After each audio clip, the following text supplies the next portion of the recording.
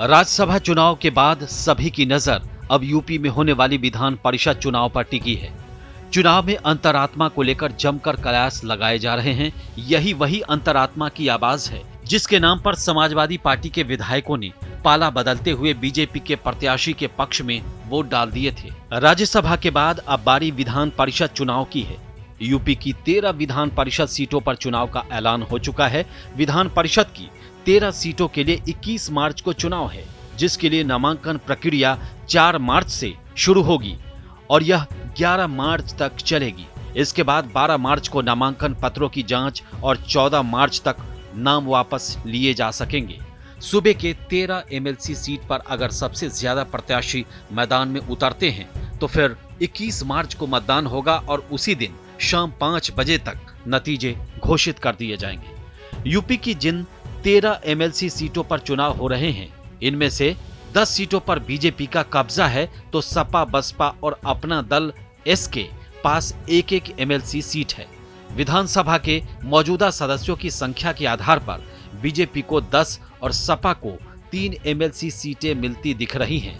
लेकिन राज्यसभा चुनाव में जिस तरह से खेला सपा के विधायकों ने किया है, उसके बाद बीजेपी के हौसले बुलंद हो गए हैं और अब एमएलसी चुनाव में क्रॉस वोटिंग की आशंका दिख रही है। उत्तर प्रदेश की 13 विधान परिषद सीटों पर 21 मार्च को वोटिंग होनी है, जिसके लिए 4 मार्च से नामांकन शुरू हो रही है।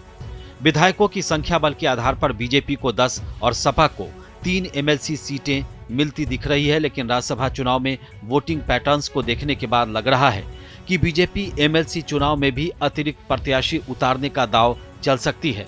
ऐसे में बीजेपी और सपा दोनों के सामने अपने विधायकों की अंतरात्मा को सुरक्षित रखने की चुनौती होगी। उत्तर प्रदेश विधानसभा के कुल 403 सदस्यों में से फिलहाल 399 सदस्य हैं। राज्यसभा की तरह एमएलसी चुनाव का फार्मूला है, एक एमएलसी सीट के लिए 29 वोट चाहिए। यूपी में बीजेपी के पास 252, अपना दल एस 13, आरएलडी के 9, निषाद पार्टी के 6, सुभा सपा के 6 और राजा भैया के 2 विधायकों का समर्थन है।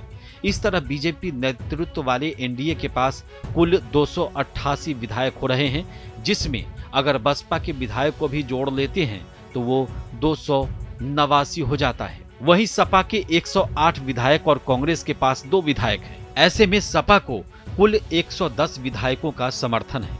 राज्यसभा चुनाव में क्रॉस वोटिंग करने वाले सपा विधायक की जागी अंतरात्मा अगर सो जाती है और सपा के प्रति वफादार बने रहते हैं तो फिर खेला दूसरा हो जाएगा। वहीं अगर बीजेपी 11वां या सपा ने चौथा उम्मीदवार उतारा तो चुनाव में ट्विस्ट आ जाएगा। हालांकि राज्यसभा की तरह विधान परिषद चुनाव में पार्टी एजेंट को अपना वोट दिखाने की बाध्यता नहीं है, इसीलिए विधायकों की अंतरात्मा जागने वाली संख्या बल बढ़ भी सकती है, क्योंकि क्रॉस वोटिंग करने वाले विधायकों की पहचान करना मुश्किल होगा। Bureau report, Bharat express, UP.